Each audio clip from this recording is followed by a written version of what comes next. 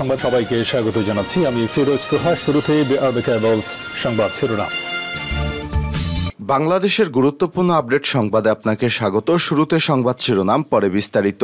রাষ্ট্রকে পৈতৃক সম্পত্তি জমিদারিতে পরিণত করেছে সরকার, অভিযোগ করলেন বিএনপির মহাসচিব মির্জা ফখরুল ইসলাম আলমগীর। এরপর জানিয়ে দিব, আজিজ বেনজিরের মতো অনেক রূপকথার কাহিনী সরকারের কাছে আরও আছে, অভিযোগ করছেন বিএনপির সিনিয়র যুগ্ম মহাসচিব অ্যাডভোকেট রুহুল কবির রিজভী। জানিয়ে দিব, খালেদা জিয়া সহ 10 জনের বিরুদ্ধে চার্জ গঠন শুনানি 5 আগস্ট। বড়পুকুরিয়া কয়লা খনি দুর্নীতি মামলায় বিএনপি চেয়ারপারসন খালেদা জিয়া সহ 10 আসামির বিরুদ্ধে অভিযোগ গঠন শুনানির জন্য 5 আগস্ট দিন ধার্য করেছে আদালত। মঙ্গলবার এ মামলায় অভিযোগ গঠন শুনানির জন্য দিন ধার্য ছিল। এদিকে বিএনপির আমলে তাদের আইজিপি আশরাফুল হুদার বিচার হয়েছে কিনা প্রশ্ন করেছেন আওয়ামী লীগের সাধারণ সম্পাদক এবং সড়ক পরিবহন ও সেতুমন্ত্রী ওবায়দুল কাদের। জানিয়ে দিব, কেউ সহিংসতা করে পার পাবে না, বলছেন ইসি আলমগীর। নির্বাচন কমিশনার ইসি আলমগীর তৃতীয় ধাপের উপজেলা নির্বাচনের আগের ধাপগুলোর চেয়ে অধিক সংখ্যক আইনশৃঙ্খলা রক্ষাকারী বাহিনী নিয়োগ করা হয়েছে। সহিংসতা করে কেউ রেহাই পাবে না বলেও হুঁশিয়ারি দিয়েছেন তিনি। এবং সর্বশেষ জানিয়ে দিব, আজ তৃতীয় ধাপে দেশের 87 উপজেলায় ভোট গ্রহণ শুরু হয়েছে। তৃতীয় ধাপে মোট 87টি উপজেলায় ভোট গ্রহণ অনুষ্ঠিত হয়েছে। সকাল 8টা থেকে শুরু হয়েছে এই ভোট গ্রহণ, চলবে বিকাল 4টা পর্যন্ত। অবাধ, সুষ্ঠু এবং শান্তিপূর্ণ পরিবেশে নির্বাচন সম্পন্ন করতে ইতিমধ্যে সব ধরনের ব্যবস্থা নিয়েছে নির্বাচন কমিশন ইসি। এই ধাপে 109 উপজেলায় ভোট গ্রহণের কথা থাকলেও ঘূর্ণিঝড় রেমালের কারণে গত 19টি এবং আরও 3টি উপজেলায় ভোট স্থগিত করেছে নির্বাচন কমিশন ইসি। ফলে এখন মোট 87টি উপজেলায় ভোট গ্রহণ অনুষ্ঠিত হচ্ছে। প্রিয় দর্শক, এতক্ষণ শুনছিলেন সংবাদ শিরোনাম, এবারে বিস্তারিত। তবে তার আগে অনুরোধ থাকবে, আপনি কোন স্থান থেকে আমাদের সংবাদটি দেখছেন কমেন্ট করে জানিয়ে দিন এই সংবাদ সম্পর্কে আপনার মূল্যবান মতামত। প্রিয় দর্শক, আপনি যদি আমাদের চ্যানেলে নতুন হয়ে থাকেন, ভিডিওটি দেখতে দেখতে চ্যানেলটি সাবস্ক্রাইব করে রাখুন, যাতে করে আমাদের লেটেস্ট আপডেট সংবাদগুলো সবার আগে আপনার কাছে পৌঁছে যায়। এবারে বিস্তারিত। রাষ্ট্রকে পৈতৃক সম্পত্তি জমিদারিতে পরিণত করেছে বললেন মির্জা ফখরুল। দেশের মানুষ পরিবর্তন চায় বলে মন্তব্য করে বিএনপির মহাসচিব মির্জা ফখরুল ইসলাম আলমগীর বলেছেন, বাংলাদেশ আর রাষ্ট্র নেই, এটি পৈতৃক সম্পত্তি জমিদারিতে পরিণত হয়েছে। তারা যা ইচ্ছা তা করবে এবং তাই করে যাচ্ছে। কারণ রাষ্ট্রের বিভিন্ন প্রতিষ্ঠানের দায়িত্ব যাদের উপর ছিল তারাই সবার আগে নষ্ট হয়ে গেছেন। আজকে যারা রাষ্ট্রীয় ক্ষমতায় আছেন তারা সবকিছু ধ্বংস করে দিচ্ছে। এই অবস্থা থেকে বেরিয়ে আসার জন্য আবারও দলের সব নেতাকর্মীদের প্রতি আহ্বান জানাই। মঙ্গলবার AFM সুলাইমান চৌধুরীর লেখা ফেনীতে 321 দিন জেলা প্রশাসক হিসেবে আমার অভিজ্ঞতা বইয়ের প্রকাশনা উৎসবে তিনি এসব কথা বলেন। জাতীয় প্রেস ক্লাবের তফাজ্জল হোসেন মানিক মিয়া হলে এই প্রকাশনা উৎসবের আয়োজন করে সূচিপত্র প্রকাশনী। মির্জা ফখরুল ইসলাম আলমগীর বলেন, আমরা রাজনীতির একটি খুব কঠিন সময়ে অবস্থান করছি। এত কঠিন সময় বাংলাদেশের ইতিহাসে আর কখনো আসেনি। আমরা যারা সত্যিকার অর্থে দেশপ্রেমে উদ্বুদ্ধ হয়েছি, রাজনীতি করছি, তাদের একটি কথা মনে রাখতে হবে, আমরা রাজনীতিকে প্রতিষ্ঠা করার জন্য রাজনীতি করি। তিনি বলেন, দেশের গণতন্ত্র পুনরুদ্ধারে বিএনপির কম ত্যাগ স্বীকার করেননি। খালেদা জিয়া গণতন্ত্রের লড়াইয়ের জন্য কারাবন্দী করেছেন। 60 লক্ষ নেতাকর্মীর বিরুদ্ধে মামলা। সপ্তাহে প্রায় প্রতিদিন নেতাকর্মীদের আদালতে হাজির হতে হচ্ছে। শুধু গত বছরে 22 জন নেতাকর্মীকে রাস্তায় প্রাণ দিতে হয়েছে।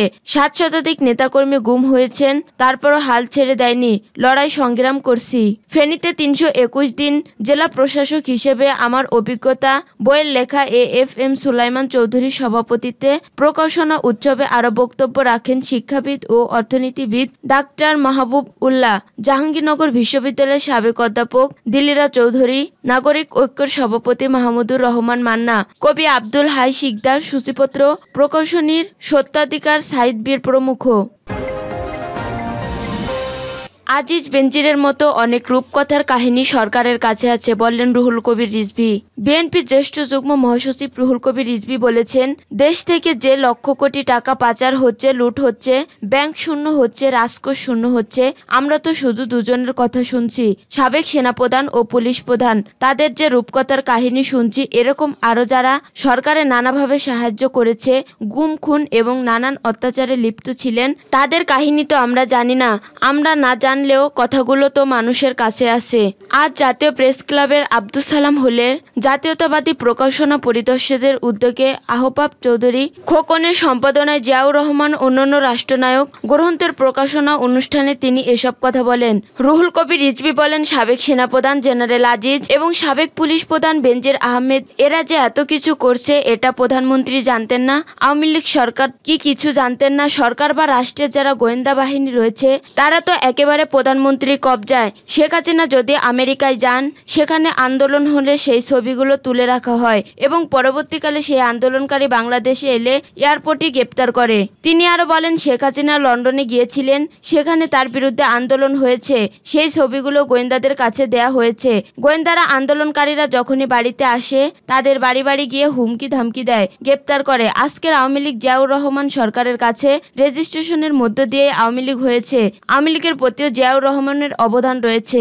সিলেট জেলায় বিএনপির সভাপতি আব্দুল কাইম চৌধুরীর সভাপতিত্বে সাবেক ছাত্রনেতা ডাক্তার তৌহিদুর রহমান আওয়াল সঞ্চালনায় আরও উপস্থিত ছিলেন বিএনপি স্বেচ্ছাসেবক বিষয়ক সম্পাদক মীর শরফত আলী সপু, বিএনপির নির্বাহী কমিটির সদস্য আমিনুল হক, তাঁতি দলের আহ্বায়ক আবুল কালাম আজাদ, মৎস্যজীবী দলের সদস্য সচিব আব্দুর রহিম, ডিউজের সহসভাপতি রাশেদুল হক, স্বেচ্ছাসেবক দলের সাবেক সহসভাপতি ইমতিয়াজ আহমেদ বকুল প্রমুখ।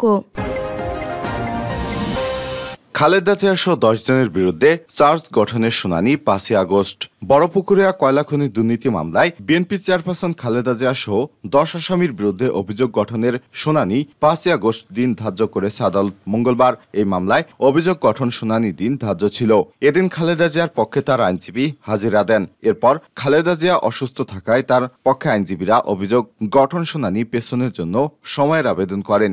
ঢাকার কেরানীগঞ্জে ঢাকা কেন্দ্রীয় কারাগারে স্থাপিত অস্থায়ী ঢাকার বিশেষ জজ আদালত 2 এর বিচারক মোহাম্মদ আখতারুজ্জামান শুনানি শেষে সময়ের আবেদন মঞ্জুর করে এ আদেশ দেয়। খালেদা জিয়ার আইনজীবী জিয়াউদ্দিন জিয়া বিষয়টি নিশ্চিত করেছেন। নথি থেকে জানা গেছে 2008 সালের 26শে ফেব্রুয়ারি খালেদা জিয়া তার মন্ত্রিসভার সদস্য সহ 16 জনের বিরুদ্ধে রাজধানীর শাহবাগ থানায় মামলা করে দুর্নীতি দমন কমিশন দুদক তৎকালীন সহকারী পরিচালক মোহাম্মদ শামসুল আলম পরে ওই বছরের 5 অক্টোবর 16 আসামির বিরুদ্ধে দুদকের উপপরিচালক মোহাম্মদ আবুল কাশেম ফকির আদালতে অভিযোগপত্র দেন। বিএনপি তাদের আমলে আইজিপি আশরাফুল হুদার বিচার করেছে কিনা প্রশ্ন কাদেরের। বিএনপির মহাসচিব মির্জা ফখরুল ইসলাম এবং বিএনপি নেতারা এখন কথায় কথায় সাবেক আইজিপির বেনজির আহমেদের দুর্নীতির কথা বলেন। তাদের সময় সাবেক আইজিপি আশরাফুল হুদার বিচার হয়েছে কিনা তারা এমন প্রশ্ন রেখেছেন আওয়ামী লীগের সাধারণ সম্পাদক এবং সড়ক পরিবহন ও সেতুমন্ত্রী ওবায়দুল কাদের। মঙ্গলবার দুপুরে রাজধানীর ধানমন্ডিতে আওয়ামী লীগ সভাপতির রাজনৈতিক কার্যালয়ে সংবাদ সম্মেলনে সাবেক সেনাপ্রধান জেনারেল অবসরপ্রাপ্ত আজিজ আহমেদ এবং পুলিশের সাবেক মহাপরিদর্শক আইজিপি বেনজির আহমেদ ইস্যুতে এক প্রশ্নের জবাবে তিনি এই প্রশ্ন রাখেন। এ প্রসঙ্গে ওবায়দুল কাদের আরো বলেন, রফিকুল ইসলাম চট্টগ্রামে শেখ হাসিনার প্রাণনাশের চেষ্টার সঙ্গে জড়িত। এর বিচার কি বিএনপি করেছে? এসপি কোহিনুর, যার হাতে কত রাজনৈতিক কর্মী নির্যাতিত হয়েছেন, অন্তঃসত্ত্বা নারী পর্যন্ত রাজপথে মিছিলে গিয়ে নির্যাতনের শিকার হয়েছেন, তার নির্যাতন দুর্নীতির কথা ঢাকা শহরের মানুষের মুখে মুখে। তার বিচার কি হয়েছে? তাদের আমলে যেসব নেতাকর্মী দুর্নীতি করেছে হা ভবনে দুর্নীতির বিচার কি তারা করেছেন? করেননি। সুতরাং শেখ হাসিনার আমলে শুধুমাত্র যেই অপরাধ করুক না কেন তাকেই বিচারের মুখোমুখি করা হয়। সুতরাং একজন নিরপেক্ষ এবং শান্তিপ্রিয় শাসক হচ্ছেন প্রধানমন্ত্রী শেখ হাসিনা, আর কেউ নয়।